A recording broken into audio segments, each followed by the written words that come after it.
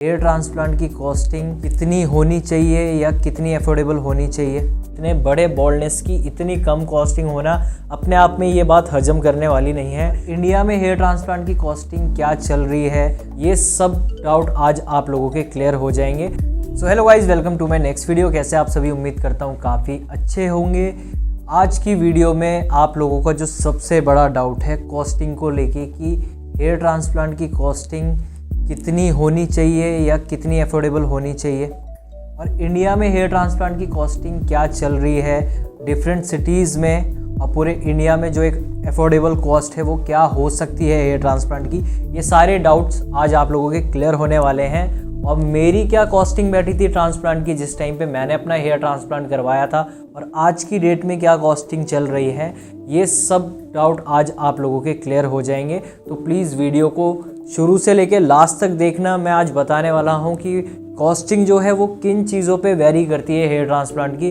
बहुत सारे फैक्टर्स होते हैं, आप उस हिसाब से लगा सकते हैं एक जेन्युइन कॉस्टिंग हेयर ट्रांसप्लांट की क्या होनी चाहिए। चलो मैं अपनी ही बात करता हूँ पहले, और यहीं से स्टार्ट करता हूँ कि जब मैंने ट्रांसप्लांट करवाया था अपना, तो उस टाइम पे मुझे जो कॉस्टिंग पड़ी थी वो 20 रुपीज़ पर ग्राफ पड़ी थी।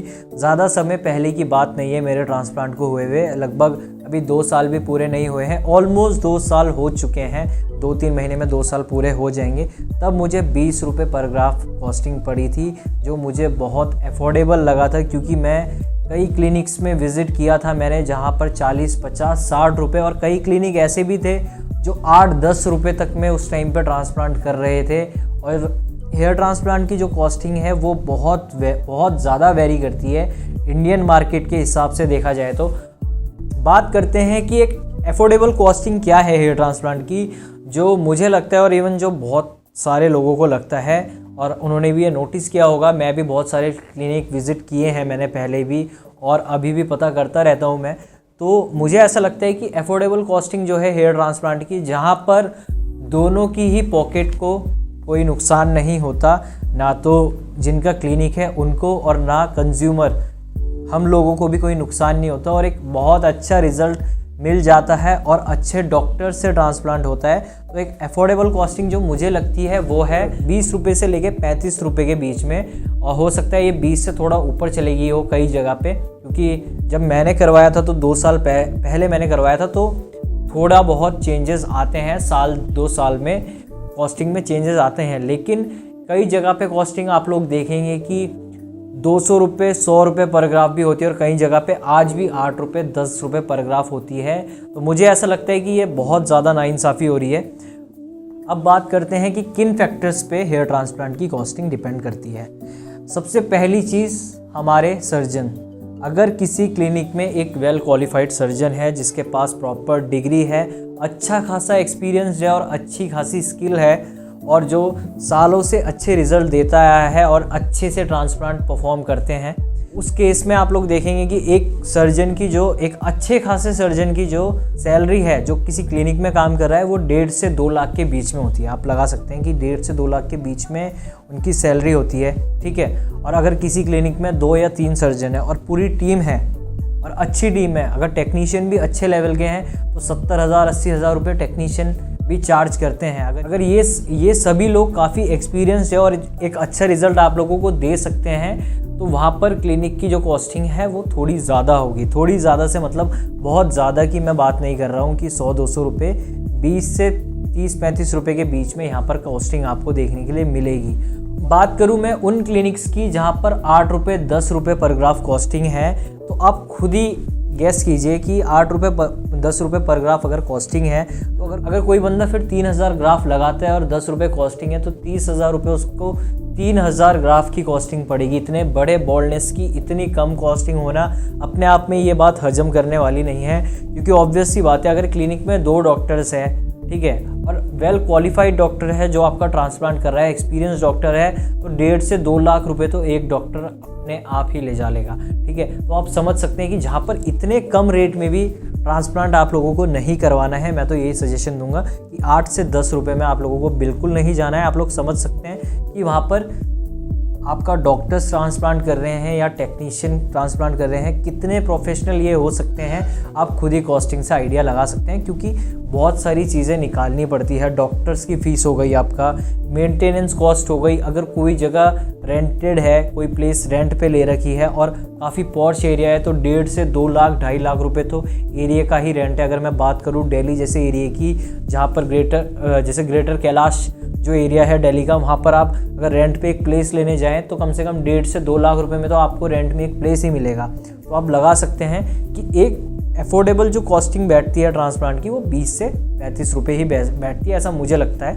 और मैं विज़िट करता रहता हूँ, इसलिए मुझे इस चीज़ का थोड़ा आइडिया है कि एक अफोर्डेबल कॉस्टिंग क्या बैठ सकती है, ठीक है। और जहाँ 8 से 10 रुपये में आपका ट्रांसप्लांट हो रहा है, तो वहाँ आप समझ जाइए कि भाई वहाँ पर मामला थोड़ा गड़बड़ है। कई क्लिनिक बहुत ज़्यादा चार्ज लेते हैं, 100 रुपये 200 रुपये पर ग्राफ, लेकिन उस क्वालिटी का रिज़ल्ट नहीं दे पाते। और वो 100-200 रुपये पर ग्राफ क्यों आपसे चार्ज ले रहे हैं, उसके पीछे का देखो, एक होता है अपनी ही जेब पूरी तरीके से भरना। किसी का ये इंटेंशन हो सकता है कि वो अपने पेशेंट्स को सेटिस्फेक्शन देने के बजाय अपनी जेब में ज़्यादा ध्यान हो उस बंदे का, ठीक है। ज़रूरी नहीं है कि जहाँ पर 100-200 रुपये पर ग्राफ अगर लगाए जा रहे हैं तो वहाँ पर रिज़ल्ट भी आपका डेफिनेटली आए। और वो 100-200 रुपये पर ग्राफ इतना चार्ज क्यों रखते हैं, मैं आपको बता दूं। जनरली जो क्लिनिक इतना हाई चार्ज रखते हैं 100-200 रुपये पर ग्राफ, वो अक्सर अपने क्लिनिक्स में सेलिब्रिटीज़ को बुलाया करते हैं, जो मैंने देखा है, ठीक है। सेलिब्रिटीज़ आप देखिए, अगर कोई क्लिनिक किसी सेलिब्रिटी को बुला के अगर अपने क्लिनिक की मार्केटिंग कर रहा है, ठीक है, आप समझ सकते हो कि एक सेलिब्रिटी ही उनसे 10, 20, 30 लाख रुपये ले जाएगा। और अच्छा खासा सेलिब्रिटी है जिसका बहुत नाम है, तो वो 50-60 लाख रुपए आराम से ले जा लेगा अगर वो उस क्लिनिक से ट्रांसप्लांट करवाता है या जो भी है। अगर सेलिब्रिटीज़ कोई क्लिनिक बुलाता है तो वो उनसे ट्रांसप्लांट करने के उनसे पैसे लेते नहीं हैं, वो उनको देते हैं। क्योंकि वो डायरेक्टली मार्केटिंग हो गई क्लिनिक की एक बड़े सेलिब्रिटी से। तो बहुत सारे फैक्टर्स है जहाँ पर बहुत महंगा ट्रांसप्लांट होता है। तो जो सबसे बड़ा कारण मुझे लगता है कि इतने महंगे ट्रांसप्लांट का, तो एक उन्हें अपनी पॉकेट बहुत एक रेपुटेशन बना ली उन्होंने, एक चेहरा दिखा के कि ये सेलिब्रिटी है, इन्होंने यहाँ से कराया है, वहाँ से कराया है, पर ऐसा कुछ नहीं है। आप लोगों को ये करना है कि आप लोगों को क्लिनिक में जाना है, क्लिनिक के प्रीवियस रिजल्ट देखने हैं, पेशेंट से मिलना है, बात करनी है उनसे, ठीक है। बात कीजिए पेशेंट से, क्लिनिक के जो पहले ट्रांसप्लांट करवा चुके हैं, उसके बाद जाके आपको एक डिसीज़न लेना है कि आपको अपना ट्रांसप्लांट कहाँ से कराना है। तो ये था दूसरा फैक्टर, ठीक है। अब तीसरे फैक्टर में मैं आऊँ कि तीसरा फैक्टर क्या है, वो है टेक्निक्स पे भी आपकी कॉस्टिंग डिपेंड करती है। अब देखिए, बात करूँ मैं, अब FUE ट्रांसप्लांटेशन में भी बहुत सारे मेथड्स यूज़ होते हैं, ठीक है। FUT और FUE जनरली हम यही 2 टेक्निक सुनते हैं, और यही 2 होती है टेक्निक्स। FUE ही जनरली इंडिया में फेमस है और यही हर जगह परफॉर्म होती है। अब इसमें भी DHI भी एक टेक्निक है जो थोड़ा एडवांस वर्जन है, तो 5-7 रुपये 8 रुपये पर ग्राफ में चेंज आ जाता है। कि अगर मान लीजिए आप नॉर्मल FUE अगर 25 रुपये पर ग्राफ है, तो वहाँ पर DHI में अगर आप जाते हैं तो वो 30 से 35 रुपये पर ग्राफ आपको पड़ सकती है। तो इस चीज़ में भी आपकी कॉस्टिंग डिपेंड करती है। एक थोड़ा एडवांस वर्जन है और एक नॉर्मल FUE है। तो आप समझ सकते हैं कि बहुत सारे रीज़न होते हैं जो कॉस्टिंग में इफ़ेक्ट डालते हैं। अब बात करते हैं दोनों ट्रांसप्लांटेशन की, FUE DHI, तो दोनों के रिज़ल्ट में कोई फ़र्क नहीं है। टेक्निक्स में थोड़ा फ़र्क है, लेकिन रिज़ल्ट में कोई फ़र्क नहीं है। वो डिपेंड करता है कि आपका जो सर्जन है, आपके क्लिनिक में जो सर्जन बैठे हैं, वो किस टेक्निक में ज़्यादा मास्टर हैं, ठीक है। कई डॉक्टर्स होते हैं जो नॉर्मल FUE बहुत अच्छा परफॉर्म करते हैं, वो उसी में ज़्यादा कंफर्टेबल होते हैं। कई होते हैं जो DHI परफॉर्म करते हैं, तो वो उसी में ज़्यादा कंफर्टेबल होते हैं, और रिज़ल्ट दोनों ही देंगे आपको, क्योंकि दोनों ही अपनी अपनी टेक्निक में मास्टर हैं। तो ऐसा नहीं है कि अगर आप इस पर्टिकुलर टेक्निक से करवा रहे हो तो ही आपका रिज़ल्ट आएगा, ठीक है। दोनों ही टेक्निक से बेहतरीन रिज़ल्ट आता है। बस वही है मॉडर्नाइजेशन, जैसे जैसे इंस्ट्रूमेंट मॉडर्न थोड़ा यूज़ होते हैं तो वैसे वैसे रेट्स आपके बढ़ते हैं।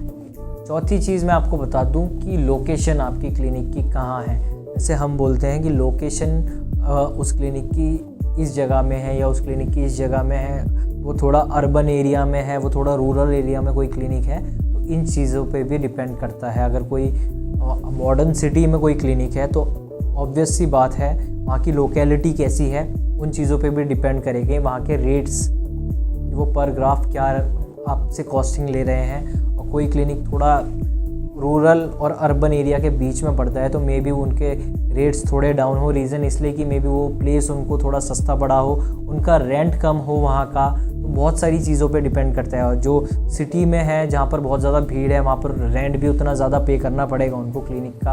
अगर किसी ने रेंटेड ले रखा है, किसी का अपना स्पेस है तो बात अलग है। अगर किसी ने रेंटेड स्पेस ले रखा है क्लिनिक के लिए तो वहाँ पर हो सकता है उनका रेंट ज़्यादा हो, तो मे बी उनके कॉस्टिंग भी वो अपनी थोड़ी बढ़ाएँ, ठीक है। और वो एकदम जेन्युइन चीज़ है कि ऑब्वियस सी बात है कि हम जिस जगह में बैठे हैं वहाँ पर जितना पैसा हम लगा रहे हैं तो उस हिसाब से कॉस्टिंग थोड़ी बहुत रख सकते हैं, ठीक है। पर नाजायज़ कॉस्टिंग भी नहीं होनी चाहिए, अफोर्डेबल कॉस्टिंग होनी चाहिए कि ना तो हमारी पॉकेट को नुकसान हो, ना सामने वाले जो आदमी क्लिनिक खोल के बैठा है या जिसका क्लिनिक है उसको नुकसान हो। और 5वां पॉइंट ये है कि डॉक्टर्स के साथ जो अदर टीम है उनका भी बहुत बड़ा हाथ होता है ट्रांसप्लांट में देखा जाए तो, क्योंकि अकेले एक बंदा अगर एक सर्जरी परफॉर्म कर रहा है तो इट्स नेक्स्ट टू इम्पॉसिबल। वो इरिटेट हो जाएगा बहुत ज़्यादा एक टाइम पे। पेशेंस सबके अंदर होते हैं लेकिन एक आदमी एक सर्जरी कभी भी परफॉर्म नहीं कर पाता, उसके साथ पूरी टीम होती है। डॉक्टर्स के साथ डॉक्टर की टीम कैसी है, अगर उनकी जो टीम है, जो डॉक्टर्स के साथ टेक्नीशियन है वो कितने प्रोफेशनल है, कितने सालों का उन्हें एक्सपीरियंस है, तो अगर अच्छा टेक्नीशियन कोई डॉक्टर्स के साथ लगा है तो ऑब्वियस सी बात है कि वो एक अच्छा चार्ज लेगा, अच्छा खासा चार्ज लेगा। और उस हिसाब से भी कॉस्टिंग जो है वो वेरी करेगी कि आपने टीम क्लिनिक में कैसी रखी है। अगर आपने एक अच्छी क्लिनिक में टीम रखी है तो जाहिर सी बात है 20 से 30-35 रुपये पर ग्राफ आपका कॉस्टिंग जो है वो पड़ेगा एक अच्छे क्लिनिक में, ठीक है। और अगर जहाँ पर मैंने बार बार बताया कि 8 से 10 रुपये पर ग्राफ जहाँ पर कॉस्टिंग ले रहे हैं आपसे, तो आप समझ सकते हैं कि वहाँ पर मतलब क्लियर है ना। आप खुद लगाइए कि 1.5 से 2 लाख रुपए एक डॉक्टर ले रहा है, ठीक है। 70-80 हज़ार रुपये एक टेक्नीशियन ले रहा है, 50-60-70-80 हज़ार रुपये एक टेक्नीशियन ले रहा है। एक मोटा मोटा प्राइस बता रहा हूँ, 1.5 से 2 लाख रुपए डॉक्टर ले रहे हैं। तो आप खुद लगा लीजिए कि कॉस्टिंग क्या होनी चाहिए, ठीक है। आप मंथली एक्सपेंस लगाइए डॉक्टर्स का, टेक्नीशियंस का, क्लिनिक के स्टाफ का, हर चीज़ का, ठीक है। क्लिनिक में स्टाफ भी अच्छा खासा होगा, 3 से 4 डॉक्टर्स होंगे, बहुत सारी चीज़ें होंगी, ठीक है। और वहीं जो 8 रुपये 10 रुपये पर ग्राफ बोलते हैं कि 8 रुपये 10 रुपये पर ग्राफ में कर देंगे, तो आप खुद लगा लीजिए कि वहाँ पर डॉक्टर्स होंगे या नहीं होंगे, टेक्नीशियन भी किस लेवल के होंगे नहीं होंगे, वो क्लिनिक कहाँ पर खुले होंगे कहाँ पर नहीं खुले होंगे। क्योंकि देखिए अगर कोई क्लिनिक अच्छी खासे पॉश एरिया में खुला है, सिटी में खुला है, लाइसेंस्ड क्लिनिक है, ठीक है, तो ऑब्वियस सी बात है सिटी में खोलने का दम वही रखेगा जो लाइसेंस्ड होगा, जो प्रॉपर तरीके से क्लिनिक को रन करेगा, ठीक है। अगर पॉश एरिया में खुला है तो ऑब्वियस सी बात है, जितना मुझे लगता है कि क्लिनिक में कोई गड़बड़ नहीं है, डॉक्टर्स पर्टिकुलरली बैठे हैं, टेक्नीशियन अच्छे बैठे हैं, पूरी टीम अच्छी है, ठीक है। और वो फैसिलिटीज़ क्लिनिक में प्रॉपर है जो एक हेयर ट्रांसप्लांट क्लिनिक में होनी चाहिए। अगर इन केस कोई इमरजेंसी हो जाती है तो उसके लिए भी वहाँ पर सुविधा है कि वो मेंटेन कर लेंगे, पेशेंट को मैनेज कर लेंगे। लेकिन जो क्लिनिक 8 से 10 रुपये पर ग्राफ ले रहे हैं तो वो क्या ही मेंटेन करेंगे, क्या ही उन्होंने डॉक्टर बैठाए होंगे और कैसे ही टेक्नीशियन बैठाए होंगे, आप लोग खुद आइडिया ले सकते हैं इस चीज़ का। आज की वीडियो में मैं यही कहना चाहूँगा कि एक जो अफोर्डेबल कॉस्टिंग मुझे लगती है किसी भी क्लिनिक की, वो यही है आज की डेट में देखा जाए। अगर 20, 30, 35 रुपये कोई क्लिनिक बोल रहा है आपको कि हम इतना चार्ज करते हैं तो ये एक डिसेंट अमाउंट है। बस आपको ख्याल इस चीज़ का रखना है कि अगर आपको किसी ने बोला है कि हम 20 से 30 रुपये 35 रुपये लेते हैं, आप उस क्लिनिक के जो प्रीवियस रिज़ल्ट है उनको देखिए, अभी रिसेंट जो रिज़ल्ट उन्होंने दिए हैं उसको भी देखिए, ठीक है। और पूरा जांच पड़ताल कीजिए अच्छे से, अपने आप को एकदम सेटिस्फाई कीजिए, उसके बाद ही डिसीज़न लीजिए कि आपको किस क्लिनिक से अपना ट्रांसप्लांट करवाना है। क्योंकि हमें ऐसा क्लिनिक चाहिए, ऑब्वियस सी बात है, कि जो अफोर्डेबल हो और अच्छे डॉक्टर्स हमारा ट्रांसप्लांट करें, वहाँ पर पूरी टीम अच्छी हो और प्रॉपर हमारा ट्रांसप्लांट हो और अच्छा रिज़ल्ट हमें मिले, हमें आउटकम भी अच्छा मिले, ठीक है। ज़रूरी नहीं मैंने बोला कि जो बहुत एक्सपेंसिव कर रहा हो वही आपको रिज़ल्ट देगा, ठीक है, ये बात क्लियर है।